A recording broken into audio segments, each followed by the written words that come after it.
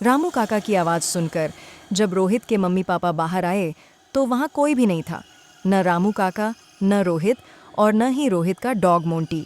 चारों तरफ बस सन्नाटा था, इतना गहरा सन्नाटा कि जैसे वहाँ कभी कोई था ही नहीं। किसी को समझ नहीं आ रहा था कि आखिर हुआ क्या है। जब सुबह हुई तो रोहित की मम्मी ने रोहित से पूछा, रोहित, रामू काका रात से गायब हैं, कहीं दिखाई नहीं दे रहे।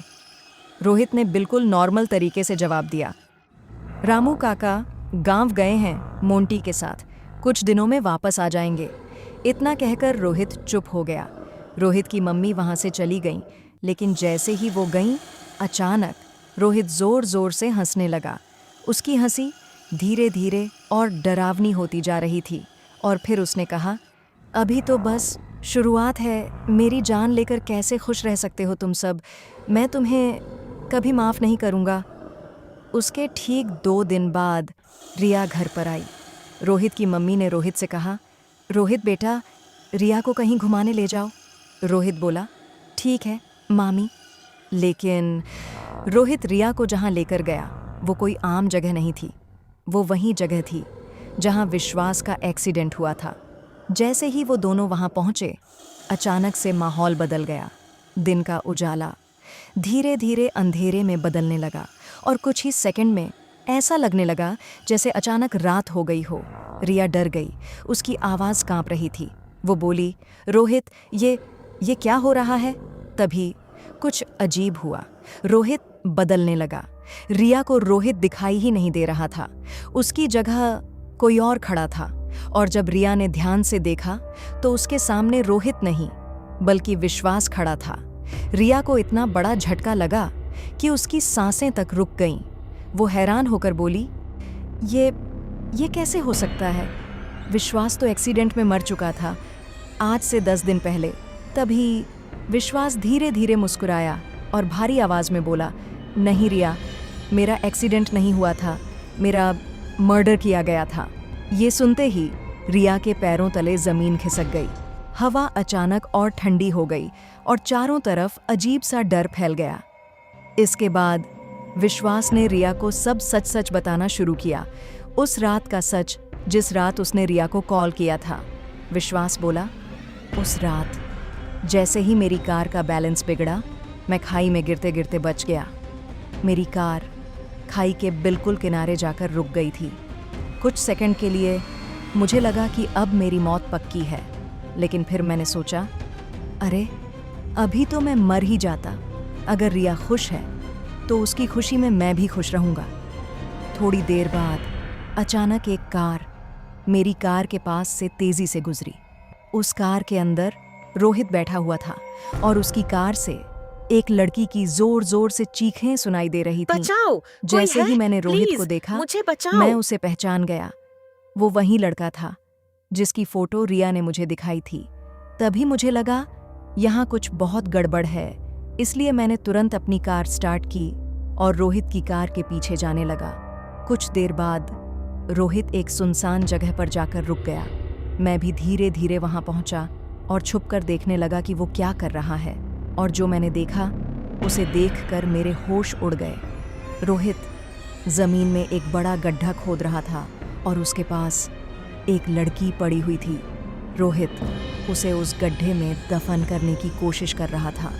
ये सब देखकर विश्वास तुरंत उस लड़की को बचाने के लिए उसकी तरफ भागा, लेकिन तभी रोहित की नज़र विश्वास पर पड़ गई और अगले ही पल वहां दोनों के बीच भयानक लड़ाई शुरू हो गई।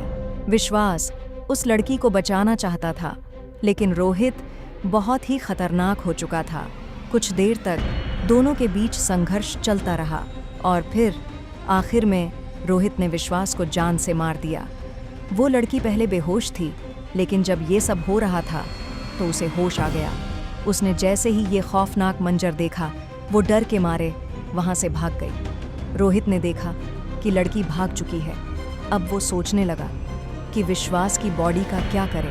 तभी उसके दिमाग में एक खतरनाक प्लान आया। रोहित ने विश्वास की बॉडी को उठाया और उसकी ही कार में डाल दिया। फिर उस कार को खाई से नीचे धक्का दे दिया ताकि सबको लगे कि ये बस एक एक्सीडेंट था। उसके बाद रोहित उस लड़की को ढूंढने लगा, क्योंकि लड़की अभी भी जिंदा थी। इतना कहकर विश्वास ने रिया की तरफ देखा और धीमी लेकिन डरावनी आवाज में बोला, हाँ रिया, मुझे इसी रोहित ने मार दिया था, लेकिन मेरी आत्मा को शांति नहीं मिली। हवा अचानक और ठंडी हो गई और माहौल और भी डरावना हो गया। विश्वास आगे बोला, इसलिए जब रोहित उस लड़की को ढूंढने के लिए उसी रात यहाँ दोबारा आया तो मैंने उसका एक्सीडेंट करा दिया। रिया की सांसें तेज हो चुकी थीं। विश्वास बोला, और उसकी बॉडी को अपने वश में कर लिया ताकि रोहित अब किसी को नुकसान ना पहुंचा सके और मैं तुम्हारी रक्षा कर सकूं। रिया अब पूरी तरह डर चुकी थी। तभी विश्वास ने एक और बड़ा सच बताया, ये तुम्हें भी उसी तरह नुकसान पहुंचाना चाहता था। रिया हैरान रह गई। विश्वास बोला, जिस लड़की को रोहित मारना चाहता था वो कोई और नहीं बल्कि रामू काका की पोती है। जब मैंने ये सब रामू काका को बताया तो वो डर के मारे घर छोड़कर चले गए। हवा चलने लगी और चारों तरफ अजीब सा सन्नाटा छा गया।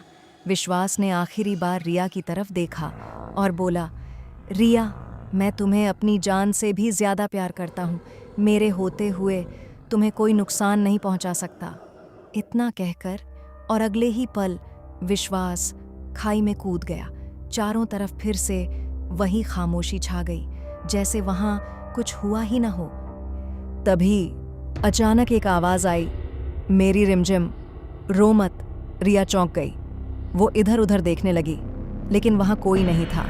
आवाज़ फिर आई, जो होता है वो किसी वजह से ही होता है।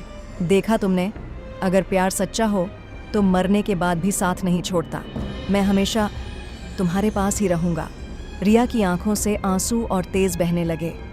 आवाज़ आखिरी बार बोली, लेकिन एक बात हमेशा याद रखना, किसी को छोड़ने से पहले एक बार ये ज़रूर सोच लेना कि उसने तुम्हारे लिए क्या क्या नहीं किया है। इसके बाद वो आवाज़ हमेशा के लिए खामोश हो गई और रिया वहीं खड़ी रह गई, आंखों में आंसू और दिल में हमेशा के लिए विश्वास की यादें।